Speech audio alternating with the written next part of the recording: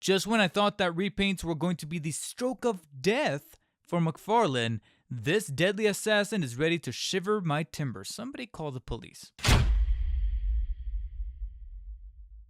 Frankly, though, I shouldn't be all that much surprised considering that from its preliminary release photos to even some of the in-person shots, or at least my first kind of engagement with the figure during the McFarlane Toys VIP event over at San Diego during Comic-Con week, I looked at this figure and thought to myself, out of all these recent collector's editions, these brand new waves and iterations that are finally making the rounds on street dates as far as brick and mortar stores, some orders finally shipping in from fan channels, etc., I figured that this is probably the only one that is not Batman related. He's a Batman villain per se, but he's not necessarily a Dark Knight portrayal.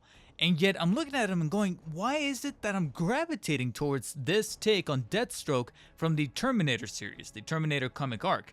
And so I thought maybe it's the flamboyancy of the outfit, maybe it's the colors that are being utilized and really pop off not only the illustration that's used on the back of the box, but also on the figure in and of itself. And more or less, my intuition was sort of correct from what I can tell. This figure is more new than it is not. I feel like maybe there's a bit of retooling happening along the arms in terms of the sculpt work happening there.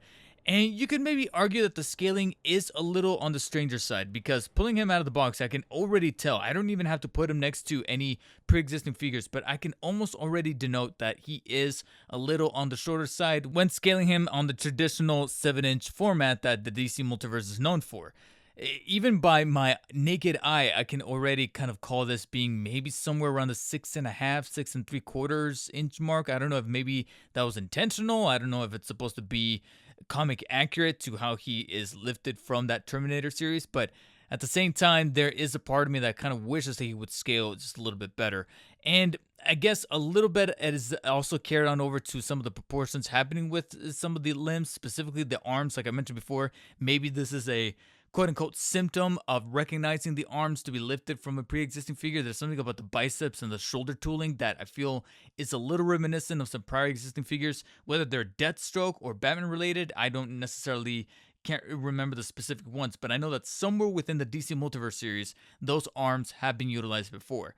Other than that, though, I feel like there's an awful lot of good tooling and brand new fresh sculpting happening with some of the limbs, specifically around the leg area, the way that the quote-unquote pirate boots are sculpted there with the very abrasive kind of collar at the very top of those boots that then kind of fold back down. And then, of course, the very flamboyant swashbuckling look to the gloves right there, specifically with the parts that kind of come up the forearms there, along with some really nice paint applications to kind of give it an extra little layer of lining with the gold as well as the black, separating the two different colors. And to me, that really does pop. It kind of adds this little layer of added work, added hours spent on giving this guy a little bit of added attention, more so than your traditional DC Multiverse wave. It's one of the few figures that the more I scanned it, the more I kind of looked upon some of the paint applications and sculpt work and realized, hey, I'm actually feeling something that feels more collector's edition than some of the other collector's edition entries that have been coming as of late. And to me, one of the highlights of that is in fact the color scheme, because the orange is pretty staple for Deathstroke, right? But the specific hues of blue that they utilized here, specifically for the ones around the abdomen, the legs, a little bit on the elbow area, and then you can kind of get like this very clean three-way application happening. Actually, I almost want to argue it's a four-way application when you get from the chest to practically the top of the neck / head sculpt here, where you see not only this dark, almost navyish kind of blue for the chest, as well as a little bit of the shoulders, with really clean texture work, kind of making the muscles kind of rip right there, very emblematic of the way that he looks like with the skin tight uniform in the comic.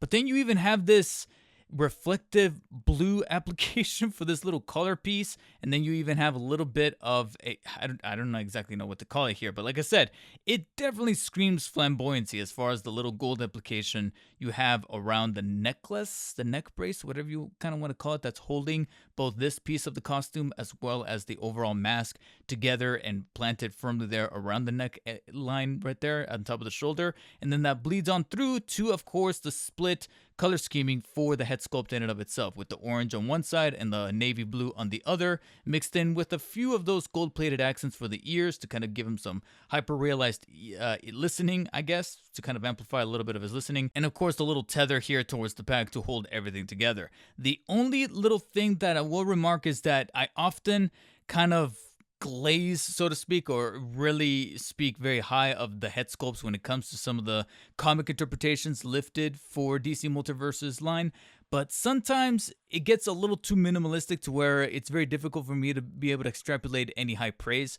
And I feel like Deathstroke is one of those characters that unless you go above and beyond as far as an alternate Slade Wilson head sculpt, or if you add some added texture work for some of the versions of the mask, case in point the Arkham Origins version that has that textured lining for one half of the face and then the other one not.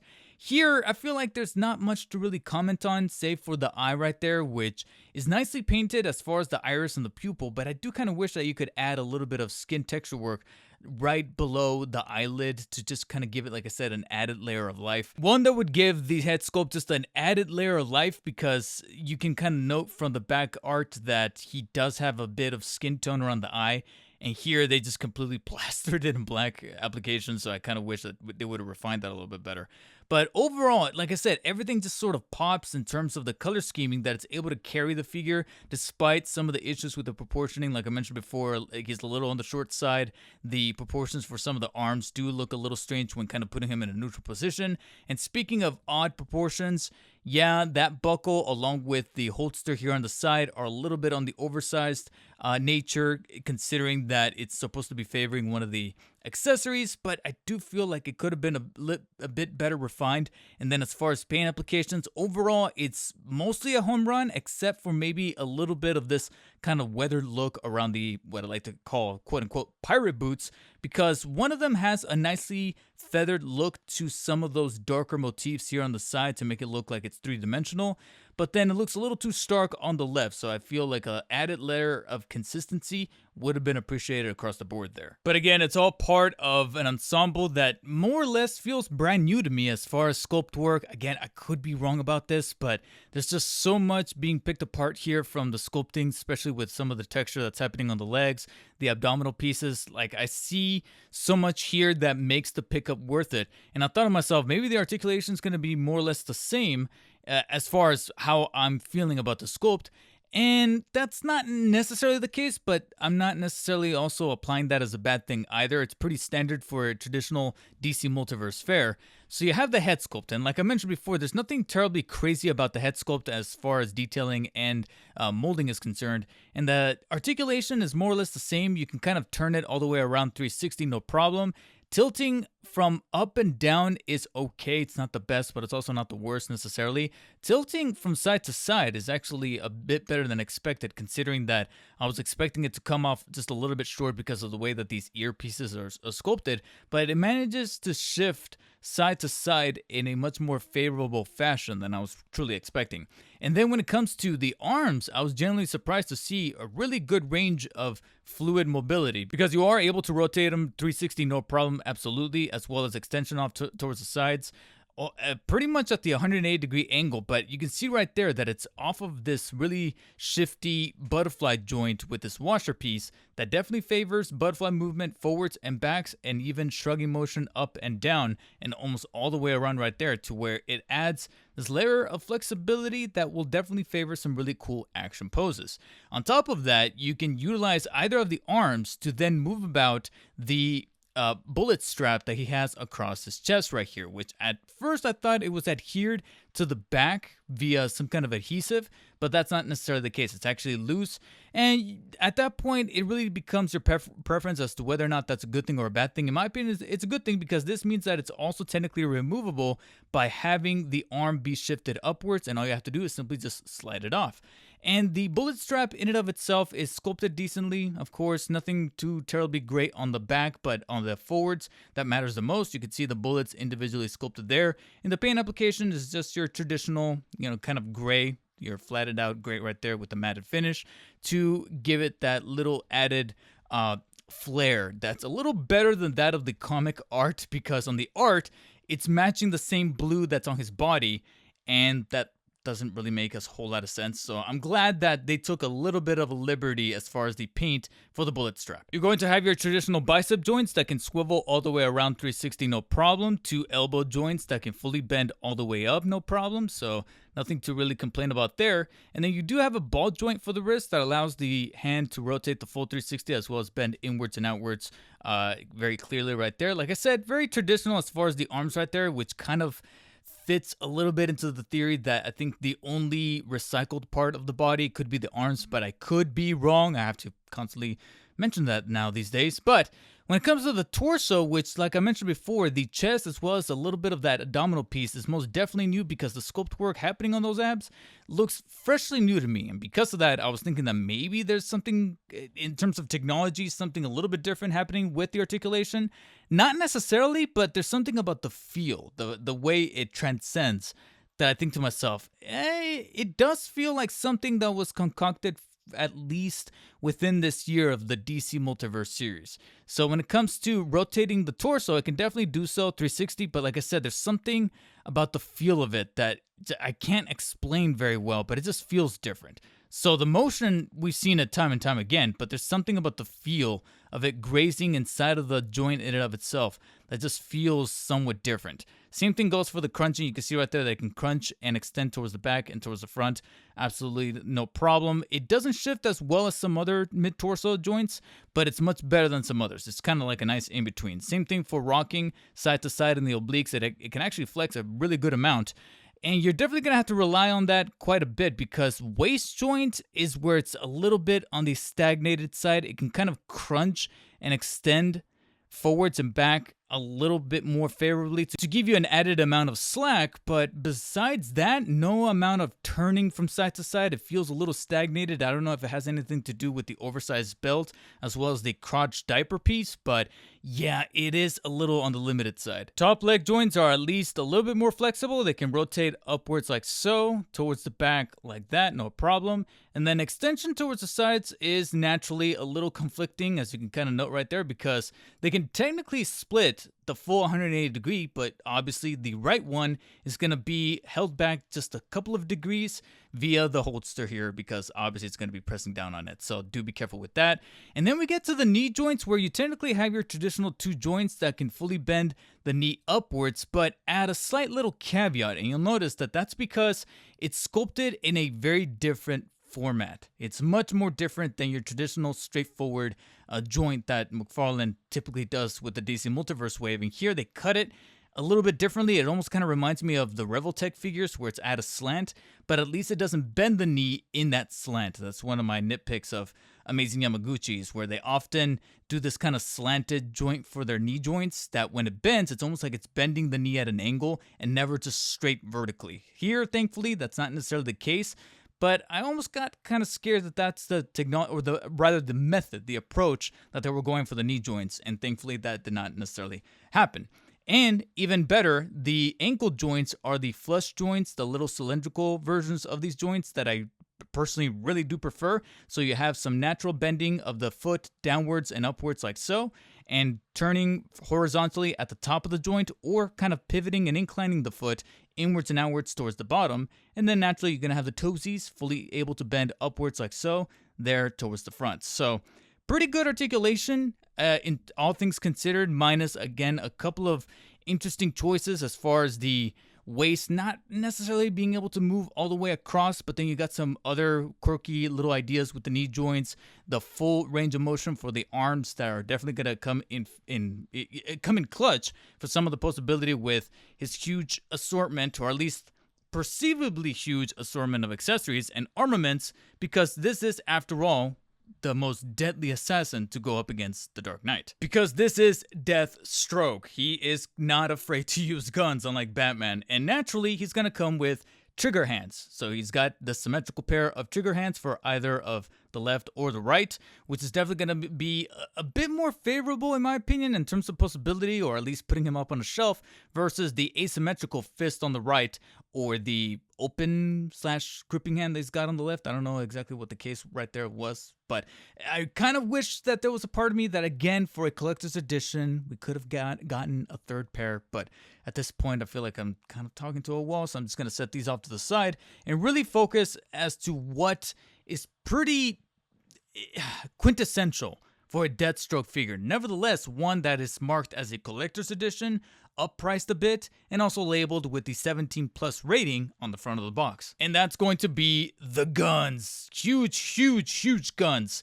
But you'll notice not a whole lot of them. And that's where I do kind of take just a slight bit of umbrage with the Terminator Deathstroke here, because at first glance, you look at some of these rifles that you get here on the side that are taking up a huge amount of real estate inside of the box, and you think to yourself like, all right, these look kind of cool. They got this very semi-glossy finish on them to make them really pop and really reflective. As far as the gray matted paint applications all across the board really fit this take on Deathstroke and kind of feels right at home.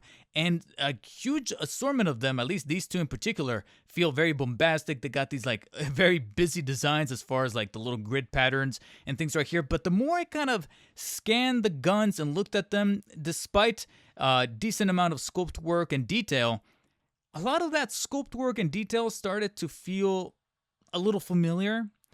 And so that's what I thought to myself. The armament that this collector's edition Deathstroke comes with is going to feel really cool if you just started collecting this year. Specifically, Deathstroke or any character that is involved with huge assortment of gun accessories, armaments, weapons.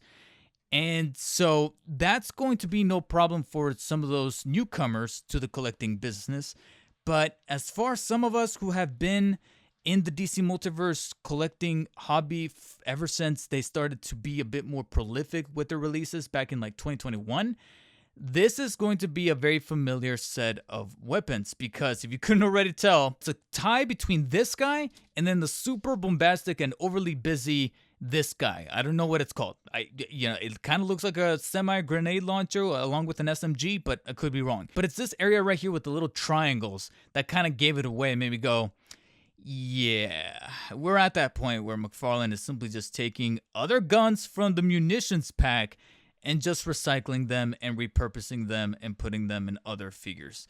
We've seen this happen with the John. I was about to say the John Wick figure, but frankly, the Berserker B figure modeled after Keanu Reeves, of which the majority of his weapons are in fact pulled from his munitions pack. I think number 1, like the majority of them are from munitions pack number 1, with a couple of little offshoots from munitions pack number 2. I believe all 3 of these are from the first munitions pack. I could be wrong, but I'll exemplify that with some B-roll here, kind of comparing and contrasting them to show off that the only real difference is going to be that paint application to make these just a little bit on the glossier side.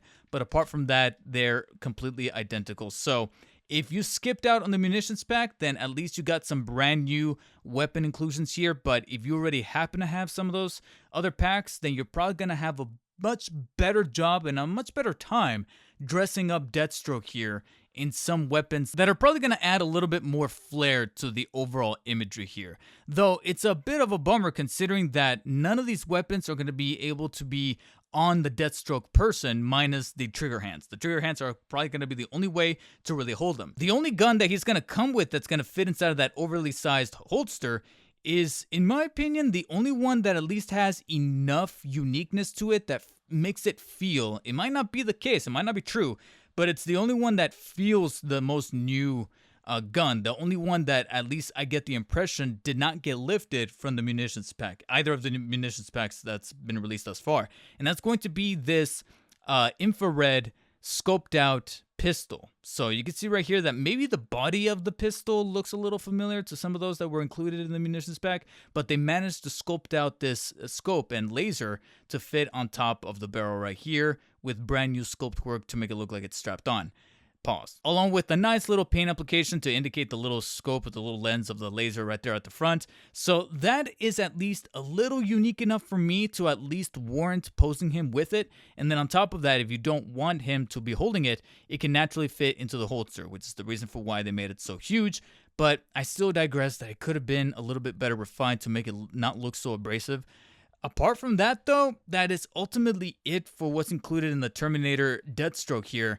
And again, if you haven't been collecting the munitions packs, then at least you're going to have some new inclusions here as far as weaponry is concerned. But for those of us who do have not one or two, but possibly all three munitions packs thus far, then a brand new assortment could have maybe given this guy some added value, because it's difficult to not feel slightly cheaped out, especially when you don't consider adding the bow staff, which is not only a very essential staple weapon for Deathstroke, but it's literally, again, on the cover art that you included on the back. But I think at that point, it's when we're then dealing with an ultimatum. Do you want brand new weapons, or do you want a brand new sculpt for the, or at least the majority of a brand new sculpt for the character in question? And I think that's probably the impasse that the McFarlane team were trying to cross over when designing this guy. It's like, do we give him a brand new body, and that's where the bulk of the new plastic allotment and maybe the cost of the budget goes into, or do you want brand new weapons? And I know that when it comes down to that,